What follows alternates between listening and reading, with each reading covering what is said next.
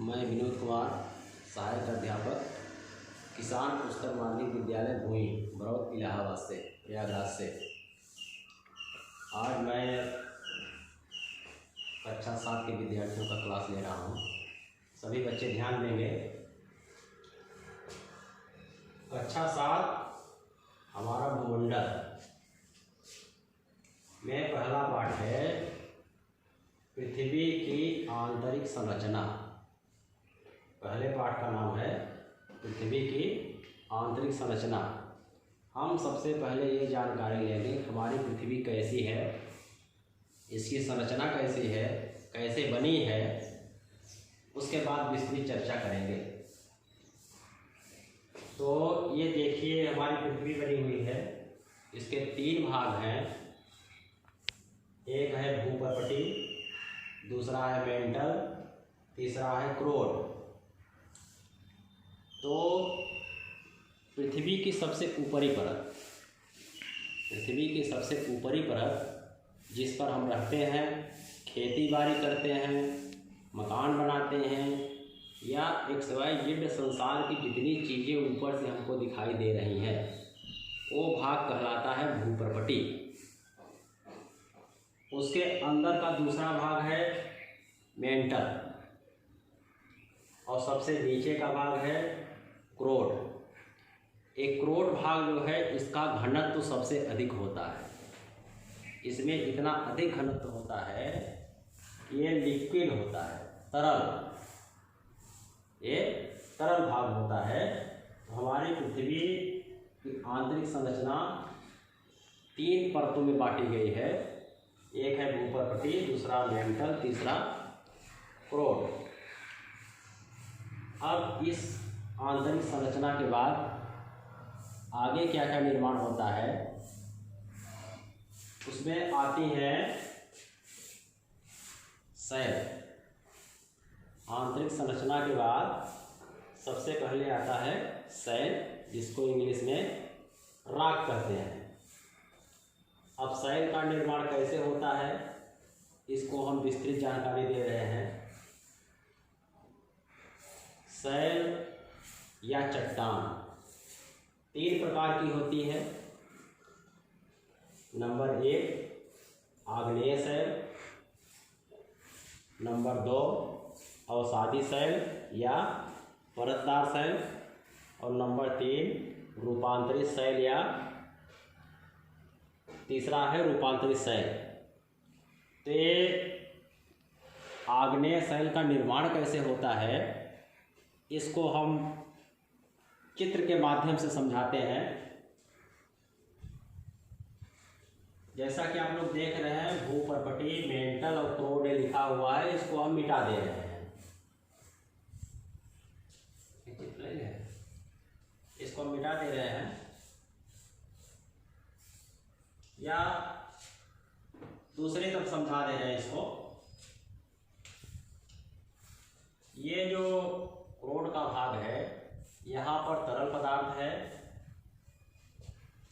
तरल पदार्थ में पावर बहुत अधिक होती है। जैसे हमारा गैस सिलेंडर होता है, गैस सिलेंडर में पावर बहुत अधिक होती है। जरा सा ऊपर छेद होता है तो पूरी पावर के साथ निकलती है।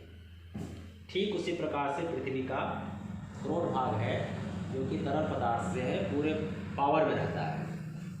इसका पावर इतना अधिक है कि ये पृथ्वी की किसी भी परत को तोड़ करके निकलने की क्षमता रखता है। हम सपोज करते हैं कि मान लीजिए इधर एक परत कमज़ोर है, इधर एक परत कमज़ोर है, तो ये यहाँ से विस्फोट कर गई। ये यहाँ से विस्फोट करेगी। हम इसको मिटा ही दे रहे हैं, ज़्यादा समझ में आएगा।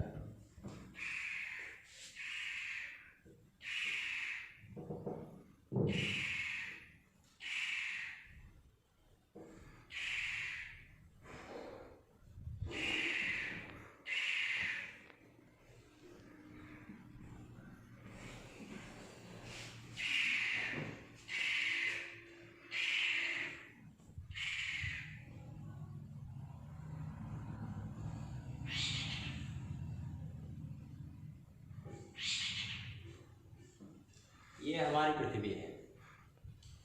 ये परत कमजोर करके 1 करोड़ का भाग है, इसको बोलते हैं मैग्मा।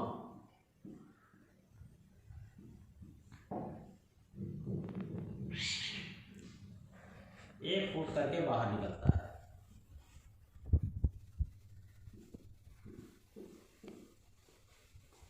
यह है ज्वालामुखी विस्फोट।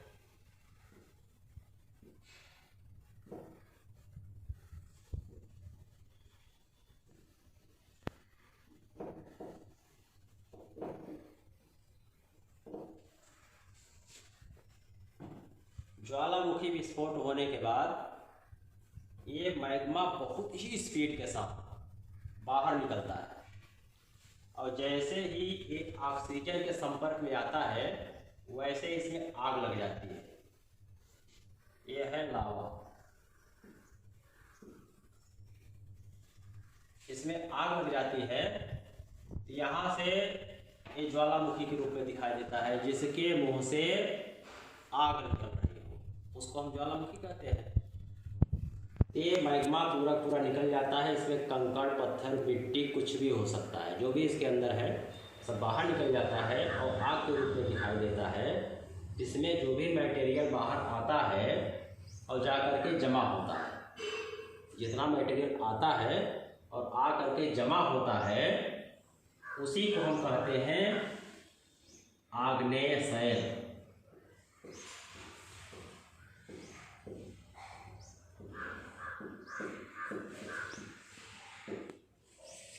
ये जो मटेरियल जमा हो रहा है इसी को हम कहते हैं आग्नेय शैल। तो आग्नेय शैल में कौन कौन सी चीज़ें आती हैं? जैसे ग्रेनाइट, बेसाल्ट, गैब्रो, डायोराइट आदि।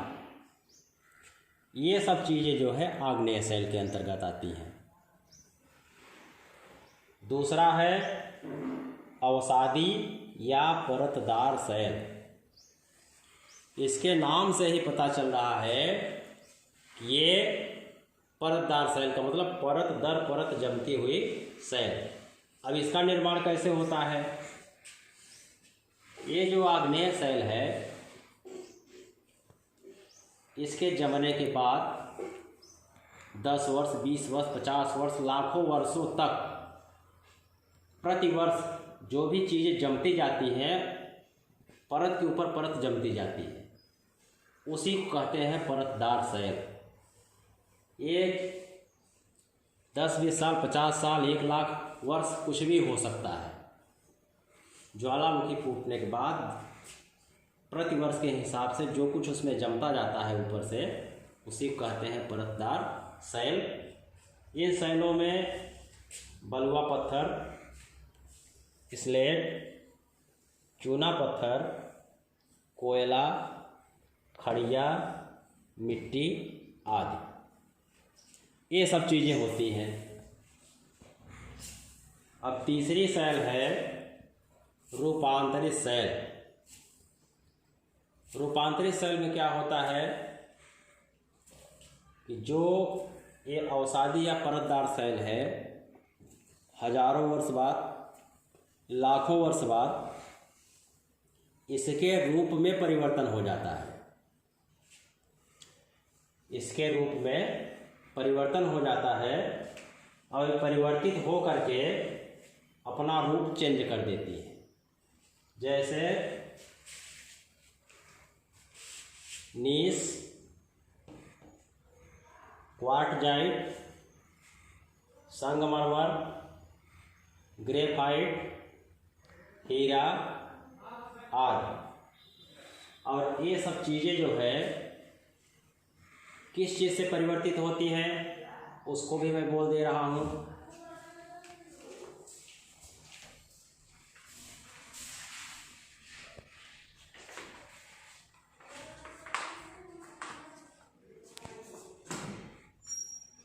जैसे नीस है, ग्रेफाइट से नीस बनता है, ग्रेफाइट का रूप चेंज होकर के नीस बनता है। बलुआ पत्थर से चेंज होकर के क्वार्टजाइट बनता है। चूना पत्थर से परिवर्तित होकर के संगमरमर बनता है। और कोयला चेंज होकर के ग्रेफाइट और हीरा बनता है। तो सभी बच्चे इन चीज को, पृथ्वी की आंतरिक संरचना पहला पॉइंट, दूसरी चीज सेल, आग्नेय सेल, अवसादी सेल, रूपांतरित सेल, ये तीनों प्रकार की सेल हैं। और आग्नेय सेल की उत्पत्ति कैसे होती है इसको मैंने विस्तार से बता दिया। अब इसको हम दोबारा बोल दे रहे हैं, एक बार फिर से देख लीजिए। आग्नेय सेल, ये सेल तीन प्रकार के होते हैं। पहला है आग्नेय सेल, इनकी उत्पत्ति ज्वालामुखी विस्फोट के बाद लावा के जमने के उपरांत होती है, उसको कहते हैं आग्नेय सेल। दूसरा है अवसादी सेल। आग्नेय सेल जमने के बाद उसमें लाखों वर्ष तक परत दो परत जमती जाती है प्रतिवर्ष के हिसाब से, उसको हम अवसादी सेल कहते हैं या परतदार सेल कहते हैं। तीसरा है रूपांतरित सेल। हजारों लाखों वर्ष के बाद जब इनके रूप में परिवर्तन हो जाता है तब उसको रूपांतरित सेल कहते हैं। ठीक है बच्चों, इसको याद कर लीजिएगा बढ़िया से। अगर किसी प्रकार की कोई समस्या होती है तो हमसे संपर्क कर सकते हैं। आज की क्लास यहीं पर समाप्त करते हैं। धन्यवाद।